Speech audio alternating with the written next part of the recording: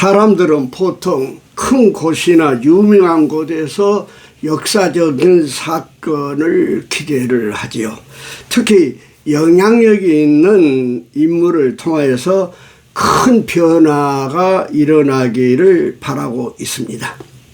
하지만 사람들의 생각과 달리 하나님께서는 종종 작은 곳에서, 보잘것없는 곳에서 일을 하신 것을 볼 수가 있습니다.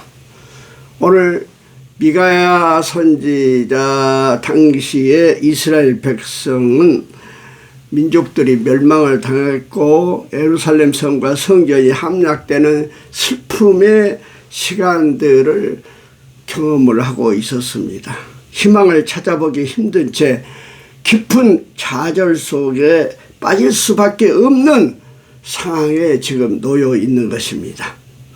하지만 이스라엘을 사랑하시는 하나님은 미가 선지자를 통해서 영원한 이스라엘의 왕을 보내실 것이라고 말씀을 하고 계신 것입니다. 그 작은 고을 베들레헴에서 말입니다. 여러분, 베들레헴은 사람들이 보기에 유다의 작은 마을에 불과했으며 정치적으로 미미한 지역이고 심지어 군사적으로도 중요성이 매우 낮았던 곳이 바로 베들레헴입니다. 하지만 하나님께서는 뭐라 하셨습니까? 베들레헴 에브라디아야, 너는 유다 족속 중에 적을지라도 이스라엘을 다스릴 자가 내게서 나올 것이라, 이렇게 오늘 2절에 말씀하고 계시지 않습니까? 그렇습니다. 하나님은 종종 우리의 예상 밖의 장소와 사람을 통해서 역사를 하십니다. 그 누구도 예상하지 못했던 그 현장, 즉 떡집이라는 뜻을 가진 베들레헴이라는 곳에 세상에 생명을 주신 떡으로 예수님께서 오셨다는 사실인 것입니다. 전혀 예상하지 못했던 그 떡집에 우리의 영혼을 먹이시는 그리스도가 오셨다는 사실은 실로 어마어마한 일이 아닐 수가 없습니다. 베들레헴에 오신 예수님, 시작은 너무나도 작고 미약한 모습으로 오셨습니다. 잘 아시는 대로 마구간 누울 것이 없어서 말구이에 누우셨지 않습니까? 그렇게 아주 보잘것없고 미미한 모습으로 오셨습니다.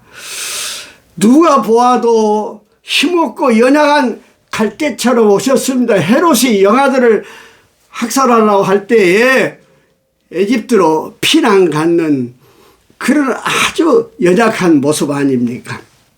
하지만 그분의 마지막은 결코 미약하지 않았습니다. 연약하지 않았습니다. 연약함이라고는 찾아볼 수 없었고 오히려 하늘의 위엄과 권능으로 가득 찼습니다.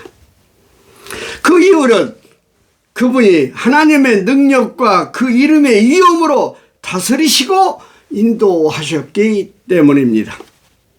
선한 목자로서 양떼를 이끄셨고 모든 악한 세력을 물리치셨을 뿐만 아니라 병든 자들을 고치시고 악한 영에 사로잡힌 이들을 노임받게 하셨습니다.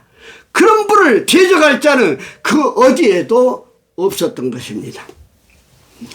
그리하여 모든 무릎이 예수 그리스도 앞에 꿇게 되었고 모든 이름 위에 가장 존귀하게 높임을 받으셨습니다. 그리고 계속해서 그런 영광이 이 땅 가운데 가득하게 된 것입니다. 우리 예수님께서 이 세상에 오셨을 때에 평강의 왕으로 오셨다고 오늘 5절에 이야기를 하고 있습니다. 우리를 죄에서 구원해 주시기 위해서 이 땅에 오신 예수 그리스도는 우리들에게 평강을 주시기를 원하신 분이십니다. 네. 그러므로 우리 예수님께서 이 땅에 오실 때에 하늘의 메시지, 천사들이 뭘 하겠습니까? 하늘에는 영광이요 땅에는 평화로다 평강이로다 그렇게 말씀하셨지 않습니까? 그리고 우리 예수님께서 이제 구세주로서의 메시아로서의 첫 사역을 시작하실 때 메시지가 무엇이었습니까? 회개해라 천국이 가까웠다 그 이야기 하셨습니까? 곧 회개해야만이 평강의 나라 천국이 온다고 하는 이야기인 것입니다. 네. 사실 우리가 오늘 이 세상이 너무나도 평화롭지 못합니다. 아직도 러시아와 우크라이나는 전쟁이 계속되고 있지 않습니까? 얼마나 많은 사람들이 죽어가고 있습니까? 얼마나 위대한 건물과 역사적인 흔적들이 파괴되고 있습니까? 참 안타깝습니다. 그러고 이스라엘과 하마스 또는 헤즈볼라 전쟁이 지금도 계속되고 있지 않습니까?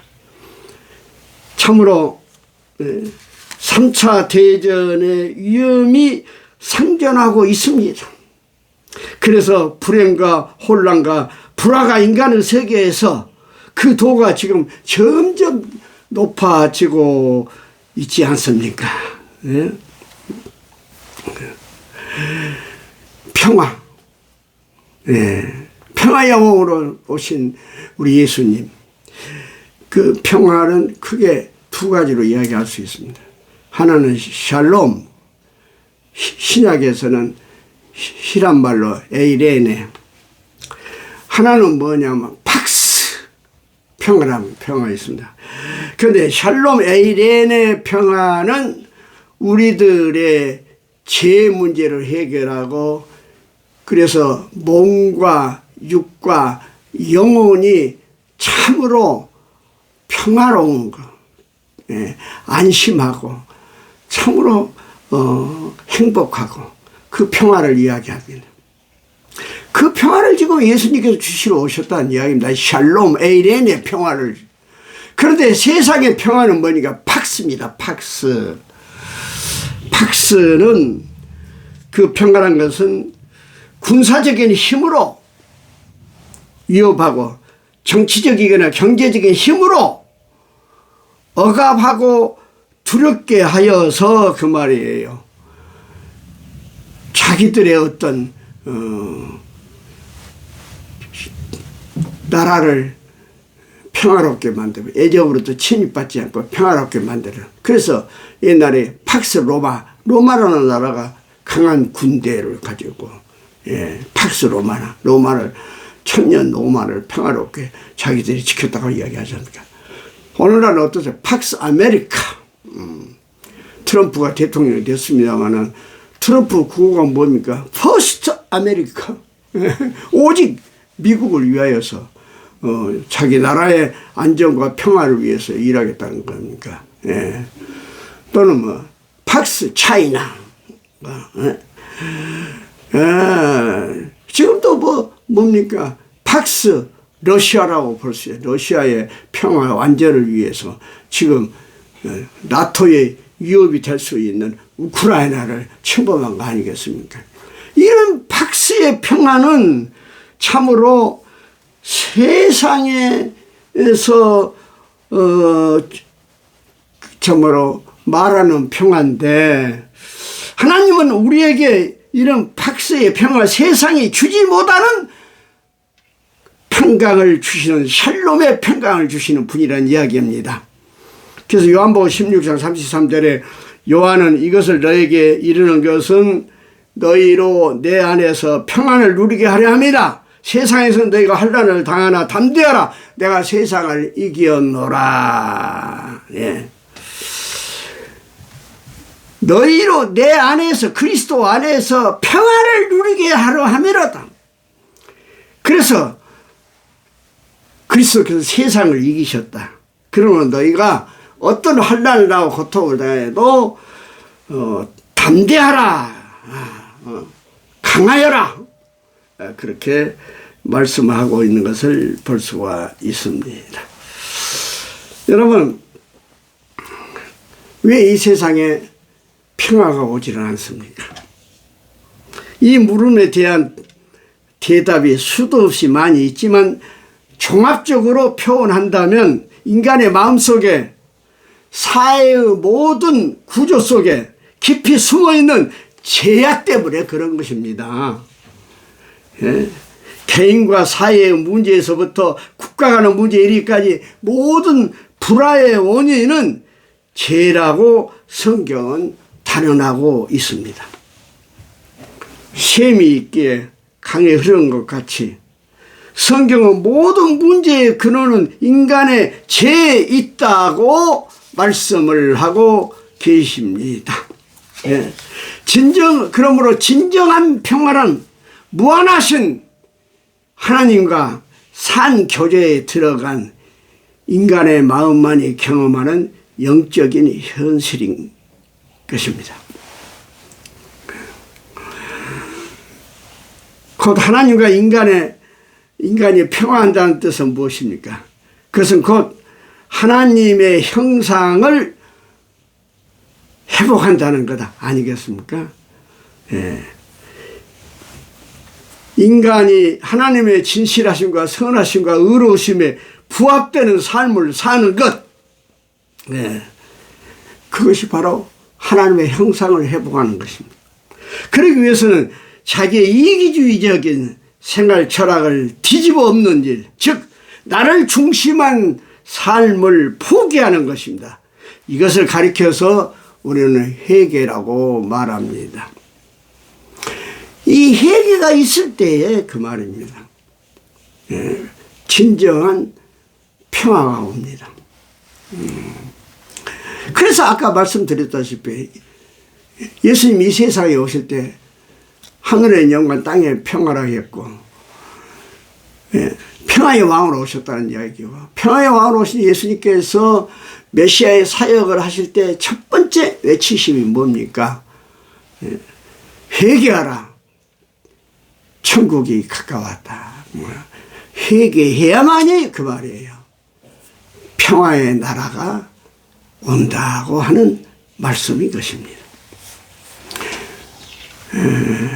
우리들의 마음속이 평화가 없습니까? 예, 불안합니까? 해결한 방법은 단 한 가지입니다. 내가 하나님 앞에 성서를 펴놓고 무릎 꿇고 말씀을 읽으면서 하나님 앞에 내 죄를 회개할 때에 우리의 마음속에 진정한 평안이 옵니다. 평화가 옵니다. 예. 사랑하는 여러분, 하나님은 작은 것을 통하여 그분의 위대하심과 영광을 나타내십니다. 베들레헴은 비록 작고 낮은 거울이지만 하나님의 뜻을 드러내는 데는 전혀 부족함이 없었습니다.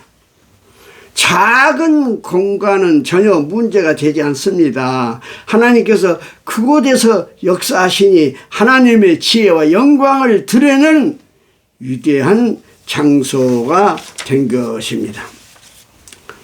마찬가지로 지극히 작은 우리의 모습도 전혀 문제가 될 것이 없습니다. 하나님의 영광을 드러내는데 부족할 것이 없다 그 말입니다.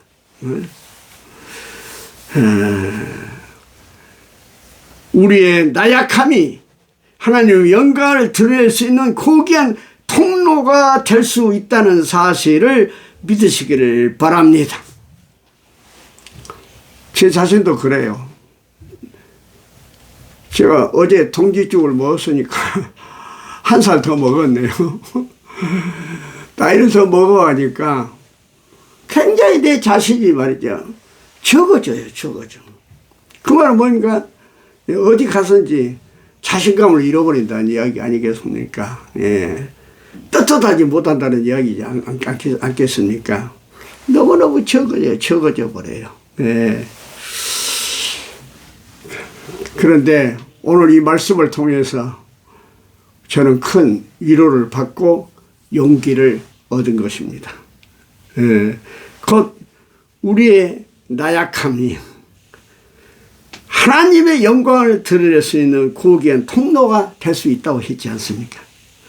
따라서 우리가 겸손하게 우리의 연약함을 가지고 주님께 나아갈 때 우리 주님은 우리의 연약함을, 우리의 아주 나약함을, 우리의 적음을 사용하실 것입니다. 그래서 놀랍고 위대한 일을 하게 만들 줄로 믿습니다. 그러므로 우리에게 오신 예수 그리스도 평강의 왕이신 그분을 진정으로 영접하고 그분을 바라보는 크리스마스가 되기를 주의 이름으로 축복합니다. 그래서 여러분에게 진정한 평안이 있으시기를 간절히 소원합니다. 아멘.